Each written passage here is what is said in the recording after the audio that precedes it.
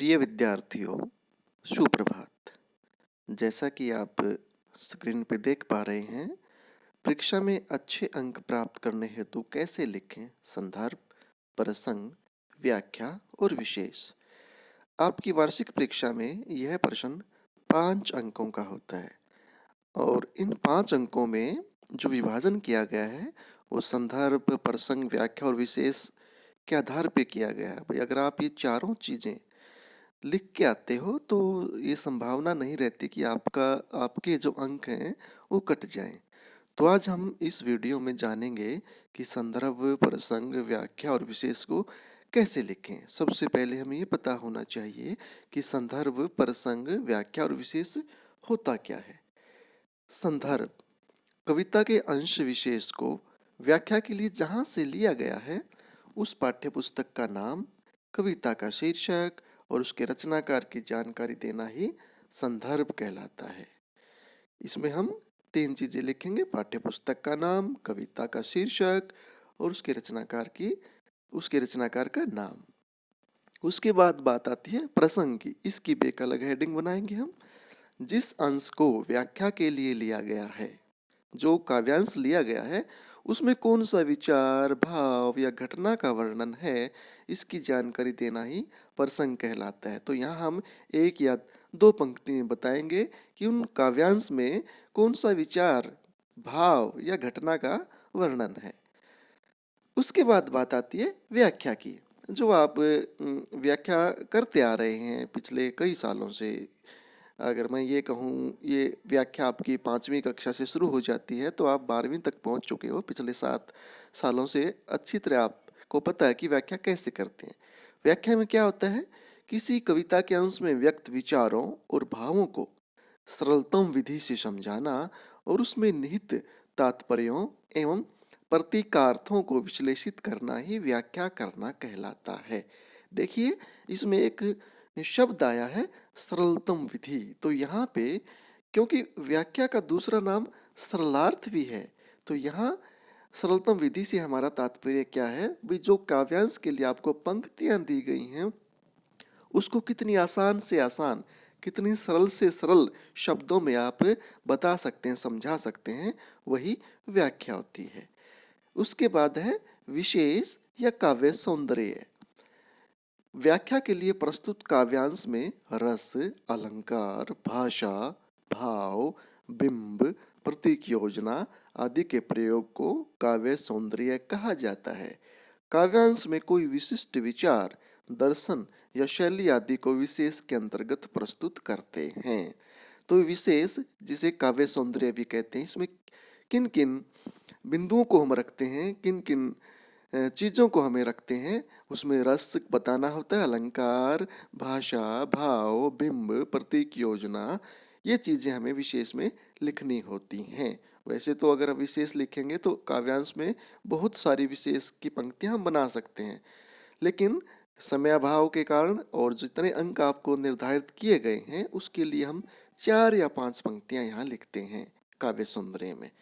तो इन सभी चीज़ों को हम एक उदाहरण के माध्यम से समझने का प्रयास करेंगे। देखिए, ये हमने काव्यांश लिया है। दिन जल्दी जल्दी ढलता है, हो जाए न पथ में रात कहीं, मंजिल भी तो है दूर नहीं, यह सोच थका दिन का पंथी भी, जल्दी जल्दी चलता है, दिन जल्दी जल्दी ढलता है। अब ये 5 पंक्तियां हैं जो काव्यांश के रूप में हमारे सम्मुख आई हैं। अब हमें देखना है, अब इनका हम संदर्भ, प्रसंग, व्याख्या और विशेष कैसे लिखेंगे। तो सबसे पहले संदर्भ कैसे लिखेंगे? प्रस्तुत काव्यांश हमारी हिंदी की पाठ्य पुस्तक आरोह भाग 2 में संकलित गीत दिन जल्दी जल्दी ढलता है से उद्धृत है। इसके रचनाकार हालावाद के प्रसिद्ध कवि डॉक्टर हरिवंश राय बच्चन जी हैं। तो यहाँ हमने 3 चीज़ें ली हैं: पाठ्यपुस्तक का नाम, कविता का शीर्षक और उसके रचनाकार। ये संदर्भ है। प्रसंग, प्रस्तुत गीत में जो ये काव्यांश लिया है वो गीत है। प्रस्तुत गीत में कवि ने एकाकी जीवन की कुंठा तथा प्रेम की व्याकुलता का वर्णन किया है और दिन और पथिक के माध्यम से जीवन का प्रतीकात्मक चित्रण किया गया है। तो देखिए ये प्रसंग होगा आपका। इसमें क्या है, उस गीत में कौन उस गीत में कौन से भाव हैं, क्या प्रतीकार्थ अर्थ है उसका, वो चीजें यहाँ पे ली गई हैं प्रसंग के अंदर। व्याख्या, तो व्याख्या आप कर सकते हैं भाई। कवि ने प्रत्यक्ष रूप से तो यात्रा करने वाले व्यक्ति का चित्रण किया है, परंतु यह प्रतीकात्मक रूप से जीवन रूपी यात्रा का चित्रण भी है। अब यहाँ पे देखिए प्रतीक शैली में लिखी गई है, प्रतीकात्मक इसका अर्थ है भाई वो जो पथिक है यात्रा करने वाला, उसका चित्रण तो कवि यहाँ पे कर रहा है, लेकिन वो जो यात्रा है वो क्या है, उसकी जीवन रूपी यात्रा है। हमारा जो जीवन है, जीवन रूपी दिन बड़ी तेजी से ढलता है। मनुष्य के मन में चिंता है कि कहीं रास्ते में ही रात न हो जाए, और दूसरे अर्थों में क्या है, कहीं जीवन का अंत उसी समय न हो जाए जबकि अभी मंजिल तक पहुंचना बाकी है। इस कारण से वह अपनी गति बढ़ा देता है ताकि अंधकार होने से पहले ही अपने लक्ष्य पर पहुंच जाए। उसका उत्साह और भी बढ़ जाता है। तो ये व्याख्या है हमारी। अब इसका विशेष देखेंगे, काव्य सौंदर्य देखेंगे। अब देखिए, जल्दी जल्दी में पुनरुक्ति प्रकाश अलंकार है। कविता में सरल प्रतीकों का प्रयोग हुआ है। प्रतीक कौन से, यात्रा है जो, उसको कुछ किसका प्रतीक माना गया है, जीवन रूपी यात्रा का। और कविता की भाषा सरल है, सहज है, भावानुकूल है। सरल सहज क्यों है, बिल्कुल एक तरह से ये कहें जो खड़ी बोली में लिखी गई कविता है। किसी तरह के आपको यहाँ क्लिष्ट शब्द, तत्सम शब्दावली आपको यहाँ पे नहीं मिलेगी। अच्छा, कविता के इस पद में वियोग श्रृंगार रस की अनुभूति है। रस कौन सा है, वियोग श्रृंगार। और जीवन को बिंब के रूप में व्यक्त किया गया है। और विशेष क्या रहे है, कवि ने पथ और पथिक के माध्यम से जीवन और सत्य को प्रकट किया है। पथ और पथिक के माध्यम से, भाई पथिक यहाँ पे क्या है, पथ यहाँ पे क्या है, जीवन रूपी यात्रा हमारी है, उस पथिक के माध्यम से प्रकट किया है।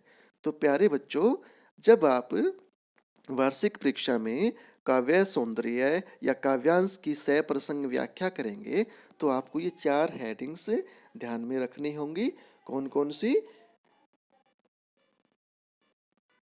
संदर्भ, प्रसंग, व्याख्या और विशेष। अगर आप इन 4 हेडिंग्स का प्रयोग करते हैं और अपने प्रश्न को इस तरह से वहाँ पे व्याख्यात करते हैं तो एग्जामिनर के लिए कोई गुंजाइश ही नहीं बचेगी कि आपके 5 अंकों में वो कटौती कर सके।